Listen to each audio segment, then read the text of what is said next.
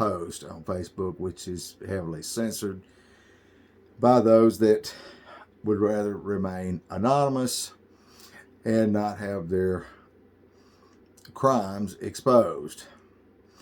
So, being that as it may, as it is, I do publish a blog on WordPress. I also use Gab, Twitter, Tumblr. It goes on and on. All these things in an effort to make sure that the truth is not continuously suppressed. So on October the 23rd, I experienced a stalking situation that I've made some posts about, where some individuals in a pickup truck drove by, shouting and threatening and so forth. On return 10-15 minutes later, all dressed in black, walking down the road and firing a firearm. All of them firing a firearm. You could see the flash coming from the barrel, etc. Whether it's starter pistol, shooting blanks, or just a really bad aim, I don't know which one it is. So I posted a snippet of that footage that didn't show me curling up in a fetal position or running or anything else. I was headed back to the front of my house to get a weapon. Now, one could say, well, what would make a person that brazen if the weapons didn't contain live rounds? Well, it takes a village of idiots and criminal fools and pathetic morons for this program to work and to be successful. So, perpetrator number one being Tanner Vaughn, which was at my house. A known perpetrator is responsible and culpable for multiple crimes committed against me, felonies committed against me.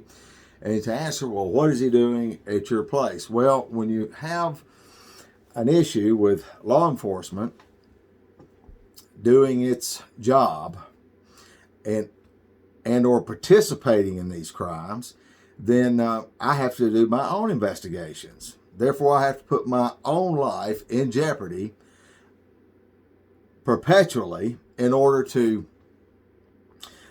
document these crimes and to investigate those individuals that are involved. So there were several events over a 24-hour period. I have since posted, I believe I've posted it, I may or may not have, but I will, a daytime photograph of the vehicle, the tag number, the residence in which they organized in, and they traveled, I want to say 5 or 6 miles from where I am. And so they were already given the heads up that I wasn't armed and that they could, it would be a safe bet for them to commit these felonies against me. All made possible by the perpetrator that was here at my residence at the time. As a matter of fact, leading up to that, it was a lot of just bizarre conversation. Well, what are you going to do? You're making a lot of people mad. They kick your door in and start shooting and all that stuff. Just stupid stuff. And to a point where eventually you get sick of the gaslighting and so forth. So this information, I did file a criminal report with the main perpetrator in tow. He's holding a camera. I hadn't posted that footage. I just wanted to see how comfortable Vaughn would be by walking into a sheriff's office. Now, this is an individual that I've known since he was 18. And horribly just terrified of law enforcement, because that is how his mother and his grandmother and this used law enforcement his whole life to control him, and so he's been tormented with that. little did he know, probably at that time, at a young age, he was simply being groomed to be a stalker, and be terrified to such a point that it was a welcoming invitation to become part of the program, and that is the words that come directly from the enemy's camp. I followed up with the investigator at the Union County Sheriff's Department. Keep in mind, they are named in 2 federal lawsuits at this very moment. And we have court dates set for 1, and respectively the same thing in Lee County, Mississippi. This is a situation with any individual that's being targeted by community policing and corrupt law enforcement funded by grant money, and that from the Department of Justice and handed down to the Mississippi Department of Public Safety as one government entity, and then that trickles right on down to your community agencies and your community organizations and fake churches, etc., etc. The purpose of this last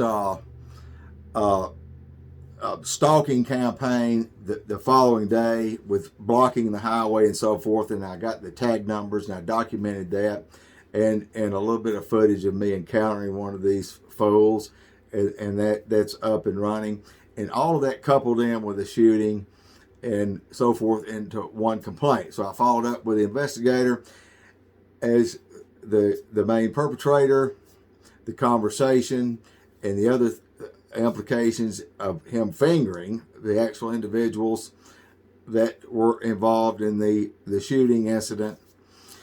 He plays both sides of the fence, by the way. Not only does he participate in the criminal stalking, he will also lay out other individuals' culpability in these things in the event he doesn't get this blanket. For some reason, they feel like they're covered under qualified immunity. Oh my God, because they're state actors. They are state actors.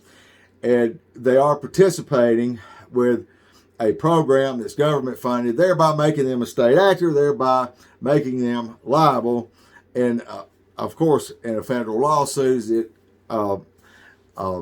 involves my civil and constitutional rights. And of course, this individual has been named on that. And I'm having to do everything backwards. So we'll do the civil proceedings first, and then that will be used to trigger the criminal investigation and charges on a federal level. Now, he was very comfortable in the sheriff's department filming. There's only one thing that can explain that phenomenon is the fact that he has told me multiple times of his directive and the information that given him about he could do anything as it pertained to committing crimes against me and property crimes and stealing and what have you. And when I call them, they're not going to do anything. He's not told me that once, but several times. An attempted murder for hire, he made it real clear that the sheriff of Union County was the one that ordered that, and I do hold the evidence for that. And once these individuals are arrested that are involved in this stalking campaign, and during the October 23rd, 24th, told the Sheriff's Department, I'll be happy if this, but they hadn't asked for it, to go ahead and we'll make another complaint of the murder for hire, which obviously implicates their sheriff. I don't know how they're going to handle this. The sensible thing would be to pull in another agency. Of course, again, if they pull in the Mississippi Bureau of Investigation, there's a conflict of interest because they're the ones that are making sure the funding and logistics and all those things are available, including their drones, which I have a federal complaint, and federal law enforcement is investigating their use, the state of Mississippi's use of these drones. So trying to give you the short of it. All of this on the heels of me personally being indicted for felony cyber stalking charges. Oh my God. So as a member of the press, and as protected speech is, by me making a public post about an individual, unflattering free speech is not illegal, nor is it stalking, nor is it a felony. It never ceases to amaze me how for years I've submitted tag numbers and very detailed information about being stalked, which is a felony, obviously, and nothing ever happening. However, when one of the undercover agents posing as whatever in their official capacity, and they're outed for their participation in this community policing program, and you can rest assured, whether they open the door or I open the door, we're going to have that conversation. We will conduct discovery. We're going to find out exactly what their involvement is with community policing, and we want all that information. And we want to know exactly how many times my name has been drawn into the situation and for how many years prior to my supposed crime. I don't believe that any of these agencies could withstand any type of scrutiny of this nature. Their main objective is to ignore and to deny that they are doing anything malicious towards any individual. And when pushed on the subject, well, we may have investigated or we may be looking at an individual. How creepy is that? And they're looking more ways than one could possibly imagine. I've always said, well, we've got two scenarios here. What is more perverted than the other? That an individual actually has a camera in your bathroom watching you, or an individual is doing things to make you think they have a camera in your bathroom watching you. Who is more perverted than the other? I think a pervert is a pervert. Whether you're making a victim think that you're watching them in the bathroom or whether you're actually doing it, it's the same deal, same crime. Same crime. And so goes the crime of interstate stalking. It's not what your intentions are or what you're thinking or what you're actually doing or what you're trying to make it appear that you're actually doing. Is that the fact is if you're actually the victim feels threatened, intimidated, and harassed, and they're put under duress by your behavior, and your behavior happens to be organized, two or more people, my friend, we have ourselves a rodeo. It's that simple. State and federal level. It's no more complicated than that. So, when we start getting a little rustling in the trees and they start sensing I'm going to start speaking about some things they'd rather me not speak about. So we'll roll right on to it. His mother, Stephanie Jameson Owens, and in 2013, 2014, her schoolmates from high school, Okolona, Mississippi, Sandy J. Whitlock, and Tanya Davis, and Stephanie Jameson Owens, Tanner Vaughn's mother, are passing around a man, a teenage boy, at the age of 16, turned 17, and in the state of Mississippi, on the books, that's called statutory rape. Now, I don't know if that's one of those old blue laws that, we don't really enforce that. And if that be the case, then it'll explain why we have just the system is run amok with child rape, and we had Jimmy Rape, the Chickasaw County deputy, finally got investigated by the Mississippi Bureau of Investigation. Imagine that. I mean, God only knows. When your own people that are fully aware of your behavior and your predator instincts and how you prey on underage children, manages to cause him to lose his job. Now, he did go to a retreat for a month, and then he had to resign, and now has a successful lawn care business. But make no mistake about it, he is a serial pedophile child rapist. And the go-to person for this clutch of absolute, unspeakable horror in the community in Okolona, Mississippi. And these are close friends with Judge Mom Jean Judy and Sweet Britches Anshay Randall and Uncle Tom Ivy and Jim DuBois Myers, Michael Peeping Tom Fowler, and that's just to name a few. So Owen, she loses her job at teaching at Houston or Hulka Elementary School because she refused to submit to a drug test because she was loaded up with methamphetamine. Now, so I'm not going to get on a kick of condemning and all of this stuff, and that's where everybody they want to bring it to that. Let's just blame it on the tequila, and that just doesn't work. You know, if that was the case, we could blame all the DUIs on Jim Beam and Jack Daniels and hold them responsible. But the recipient of that alcohol or too much and hitting a carload of people and killing them, why, it's not their fault. It's Jim Beam's fault. In this case, Owens claims it was my fault that she lost her job.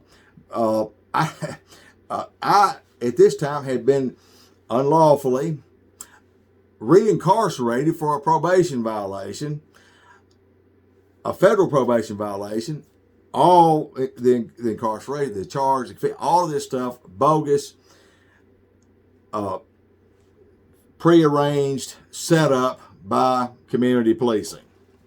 So this is how they keep the door swinging in law enforcement. You don't have to commit a crime. They'll make something up and segue you right into it. This is not some isolated case, folks. This is business as usual. This is the culture. It's a culture problem. It's a systemic evil nationwide and of course, globally. Now, this story should not have ever come out. So this is what the stalker, the community policing. Now, keep in mind, Jameson had already been hemmed up by law enforcement on some drug buys, and so she doesn't have an arrest record. She made a deal, and so along with that deal, not only would I be punished because I brought the school system, apparently, according to them, brought to their attention that a lady that's teaching second and third grade children is hyped up on illegal drugs. I mean, that I'm the bad guy. Now she's teaching at Nettleton Elementary School in Lee County.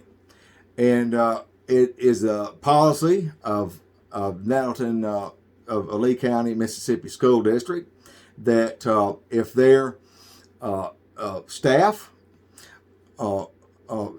have been suspected or reported as of either being a child rapist or the use of illegal drugs, and is a confidential informant for law enforcement, and is continuously in those compromising situations, that it is the Lee County, Mississippi School District's position is it's none of our business. As long as they're not using the drugs in front of the children or they're having illegal sex in front of the children, we don't have any dog in that hunt. So that strikes me as odd, but that is the position that Lee County school system has taken. And as long as that school teacher and her extracurricular activities with law enforcement, because law enforcement, get this, now law enforcement is telling them the people in the school district and so forth, look, this guy's supporting that, he's crazy, and da da da da. Up in the night, so you dismiss all that. And but I'm going to tell you, this is not going to hold water forever. And so when the dam breaks, these people in positions of trust in the school district and the elected officials and law enforcement, when this dam breaks, and it will break, you're going to be left there holding, well, I thought this and I thought that. It was your job.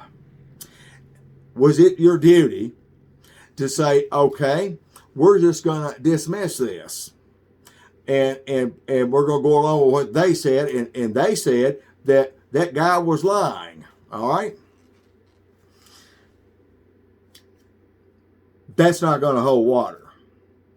And so as other now children come of age, you can't possibly expect this story to remain contained.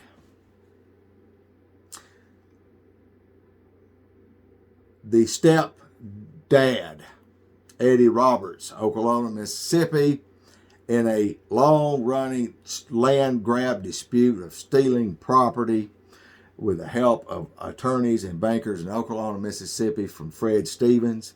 He and his wife, this senior couple, became victims of targeting by the same group of individuals, and it was their property adjoins the property of the individual I just mentioned. I interviewed them and got story after story from Childa Stevens about how, and the things that not only that Eddie Roberts did, is going as far as is going into disguise and forcing his way into her house dressed as a DirecTV repairman, to the grandchildren, one of them being Tanner Vaughn, playing with drones and trying to learn how to operate them, but they were falling and having crash landings on their property, and break-ins. They had several invasions while they were gone, and mentioned that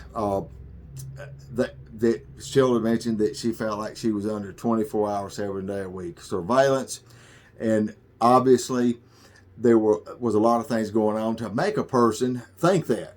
Okay. A week and a half later, I learned that Childa had been murdered by her husband, and he was not expected to live from self-inflicted knife wounds to the stomach, which a couple of months later, while in the custody of Chickasaw County Jail and Sheriff Jim Myers, he died. They did an autopsy, and of course the coroner was Michael Fowler.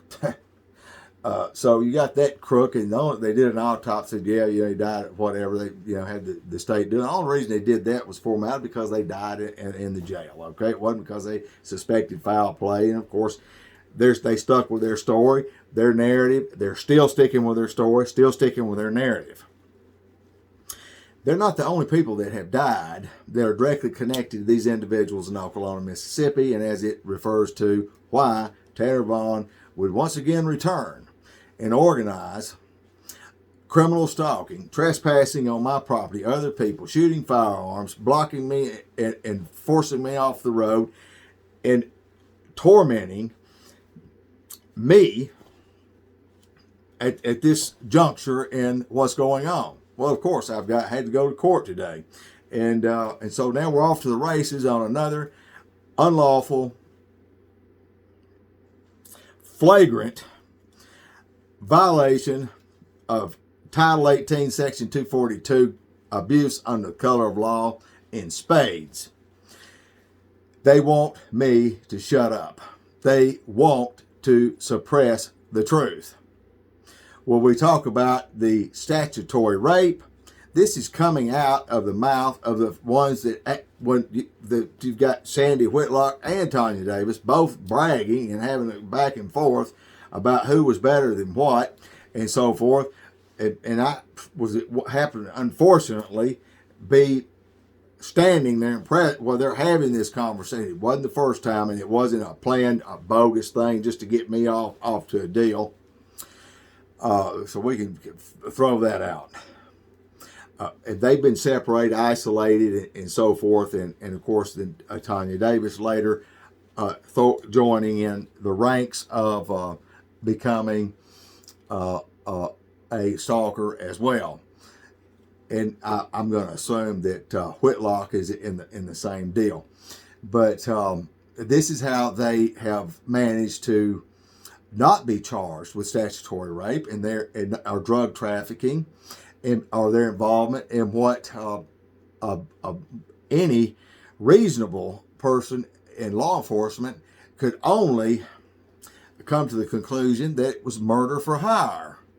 That the deaths of individuals and the attempted murder, including myself, was not an accident, is not some type of psychosis or a thought process that someone is just absolutely paranoid, schizophrenic, or anything else. It's all based on facts, and the facts are this. I alerted the sheriff's department prior and after relentlessly on a local, state, and federal level, before and after these deaths.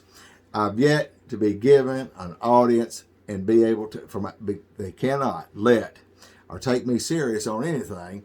That may open the floodgates. Well, if you took him serious on this, but you said he's crazy on that, which is it? It makes them have a contradiction. I'm bringing that contradiction to light now because they, in fact, are having to take me serious and follow through with these complaints. So which is it? He was crazy that day, but he's sane this time. Which one do we go with? He was perfectly sane when he did something you didn't like, but when he reported something that you didn't want him to report, well, he was crazy.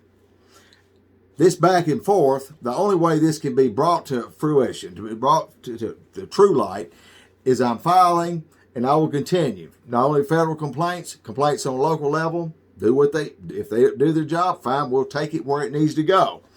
And again, by them not doing anything on this last deal, they're doubling down on green lighting and rubber stamping and their consensual acceptance of my continued violation of civil and constitutional rights.